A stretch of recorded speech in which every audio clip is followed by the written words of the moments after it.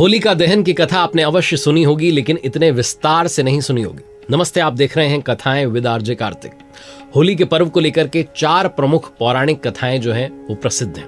पहली है होलिका और भक्त प्रहलाद की, दूसरी है कामदेव और भगवान शिव जी की, तीसरी है राजा पृथु और राक्षसी ढूंढी की, और चौथी है भगवान श्री कृष्ण और पूतना की। इन कथाओं में सबसे ज्यादा प्रसिद्ध जो है वो है होलिका और भक्त प्रहलाद की कथा, क्योंकि इसी घटना की याद में जो है होलिका दहन होता है और अगले दिन प्रहलाद क्योंकि जीवित बच गए थे तो इस खुशी में धुलंडी का त्योहार जो है मनाया जाता है। ये जो कथा है ये भक्ति का भी मैसेज देती है, सत्य की विजय का और असत्य के नाश का भी मैसेज देती है। पूरी कथा विस्तार से आपको सुनाता हूं। ऋषि कश्यप और दिति के 2 बलशाली पुत्र थे, हिरण्यकश्यप और हिरण्याक्ष, और 2 पुत्रियां थी, सिंहिका और होलिका। हिरण्याक्ष ने कहते हैं पृथ्वी को जल में डुबो दिया था, जिसे भगवान विष्णु जी ने वराह अवतार लेकर के बचाया और हिरण्याक्ष का वध किया। सिंहिका को हनुमान जी ने लंका जाते हुए रास्ते में मार दिया। अब शेष बचे थे हिरण्यकश्यप और होलिका। ये दोनों असुर जो हैं शक्तिशाली थे और ये कथा उन्हीं से जुड़ी हुई है। हिरण्यकश्यप अपने स्वभाव में अहंकारी और अत्याचारी था। वो ब्रह्मा जी के वरदान से अजय और अमर होने का दावा करता था।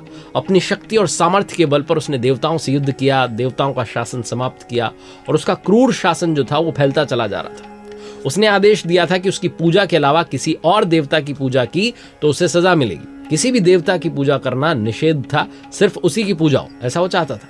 इसी बीच में हिरण्यकश्यप की जो पत्नी थी कयाधु, वो गर्भवती थी और इधर देवताओं ने असुरों पर आक्रमण करके उन्हें हरा दिया। हिरण्यकश्यप त्रैलोक्य पर विजय प्राप्ति के लिए ब्रह्मा जी की कठोर तपस्या कर रहा था। उसकी तपस्या से ब्रह्मा जी प्रसन्न हुए और वरदान देने के लिए आकर खड़े हो गए। हिरण्यकश्यप ने अमरता का वरदान मांगा, लेकिन ब्रह्मा जी ने स्पष्ट किया कि अमरता केवल देवताओं के लिए है, इसलिए तुम्हें यह वरदान नहीं मिल सकता। फिर हिरण्यकश्यप ने अपनी इच्छाओं के अनुरूप कुछ विशेष वरदान मांगे। उसने कहा कि आपके बनाए किसी भी प्राणी, मनुष्य, देवता, दैत्य, नाग या किसी अन्य प्रजाति से मेरी मृत्यु ना हो। मैं समस्त प्राणियों पर राज करूं। मुझे कोई न दिन में मारे, न रात में मारे, न घर के भीतर, न बाहर, न आकाश में, न पाताल में, न किसी अस्त्र से, न शस्त्र से। ब्रह्मा जी ने कहा तथास्तु। और ये जो विशेष इच्छाएं थी, इससे एक प्रकार की अमरता जो थी हिरण्यकश्यप को मिल गई।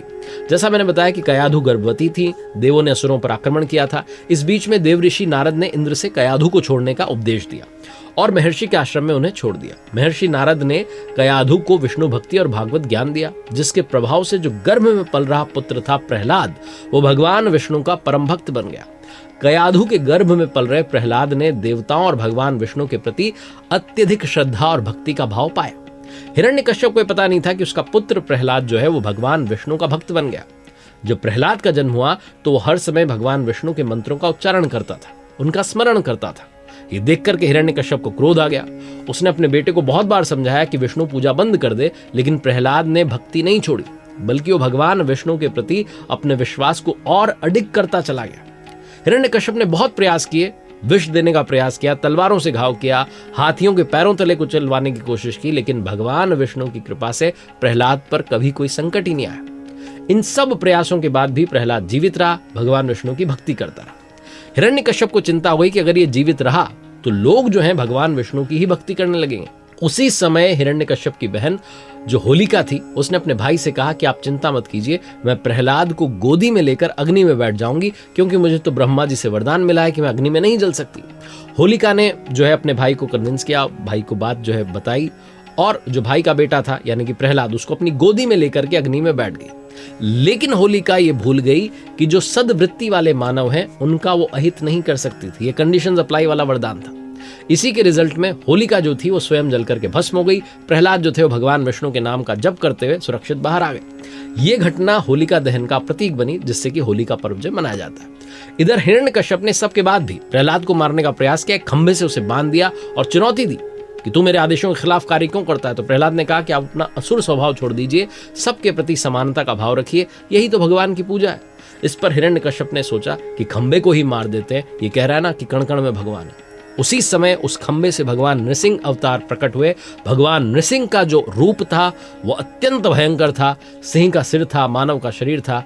भगवान नृसिंह ने हिरण्यकश्यप को संध्या के समय, न दिन में न रात में, घर के बाहर न भीतर, जो घर का दरवाजा होता है वहां, अपनी जांघों पर, न भूमि पर, न आकाश में, न पाताल में, वहां पकड़कर उसे बैठाकर उसके कलेजे को नाखूनों से फाड़ डाला। नृसिंह भगवान ने हिरण्यकश्यप के हजारों सैनिकों को अपनी शक्ति से नष्ट कर दिया। इसके बाद प्रहलाद ने भगवान नृसिंह की पूजा की।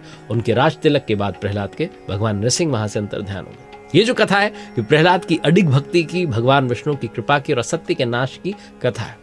कुछ बातें जो इस कथा से सीखने को मिलती हैं। पहली, ब्रह्मा जी के वरदान ने हिरण्यकश्यप को अहंकार में डाल दिया था। ये कहानी बताती है कि आत्मसंतुष्टि और अहंकार जो है इंसान के पतन का कारण बनते हैं। दूसरी, हिरण्यकश्यप जो था वो लालच, घमंड, वासना, झूठ और हिंसा का सिंबल है। इसलिए बुराइयों से मुक्त होकर ही व्यक्ति जो है शांति भरा जीवन जी सकता है।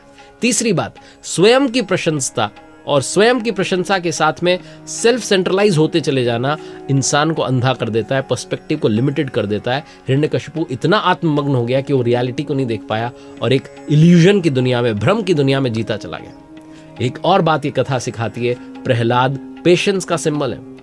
उनके पिता ने उन पर बहुत अमानवीय व्यवहार किए। पिता लगातार क्रूरता करते रहे लेकिन हार नहीं मानी, विश्वासों पर दृढ़ रहे और भगवान की भक्ति पाई। और सबसे बड़ी बात, श्रद्धा पर्वतों को भी हिला सकती है। प्रहलाद ने साबित किया है कि भक्ति और विश्वास से बड़ा जो संकट है उसे टाला जा सकता है, बड़े से बड़े संकट का सामना किया जा सकता है। भक्ति में ही शक्ति है। ये वीडियो देखने के लिए आपका धन्यवाद। प्रभु कृपा बनी रहे। जय श्री कृष्ण।